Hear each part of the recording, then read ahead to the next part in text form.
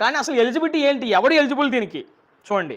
So academic అంటే minimum 90% marks in SSC 2026. రీసెంట్గా జరిగిన 10వ తరగతి పరీక్షల్లో ఖచ్చితంగా నీకు ఎన్ని మార్కులు దాటి ఉండాలి, 90% మార్కులు దాటి ఉండాలి. అంటే ఉదాహరణకి 540+ నీకు వచ్చి ఉండాలి. ఎవరికైతే 540+ మార్కులు వచ్చాయో వాళ్ళు మాత్రమే ఈ విద్యాదాన్ స్కాలర్షిప్కి అప్లై చేయడానికి అర్హులు. ఓకేనా? వెయిట్, ఇంకొక చిన్న చిటుక్కుంది ఇక్కడ. సో డిజైబిలిటీ కట్ ఆఫ్, ఒకవేళ నీకేమైనా వికలత్వం ఉంటే కనుక, సో నువ్వేమైనా డిజైబిలిటీ ఉంటే కనుక, సో అలాంటి నీకు సర్టిఫికెట్ ఉంటే కనుక ఖచ్చితంగా డిజైబిలిటీ సర్టిఫికెట్, సో అలాంటి వాళ్ళకి 90% అవసరం లేదు.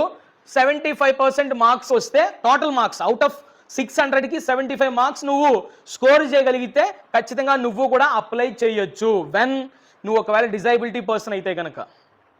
లేదు సార్ ఐఎమ్ నాట్ డిజైబిలిటీ, నేను మామూలు నార్మల్ వ్యక్తిని అనుకుంటే కనుక ఖచ్చితంగా 10వ తరగతి పరీక్షల్లో నీకు 600కి 540+ మార్కులు నువ్వు సాధించి ఉండాలి. That means 90+%. ఓకేనా? వాళ్ళు మాత్రమే అప్లై చేయాలి.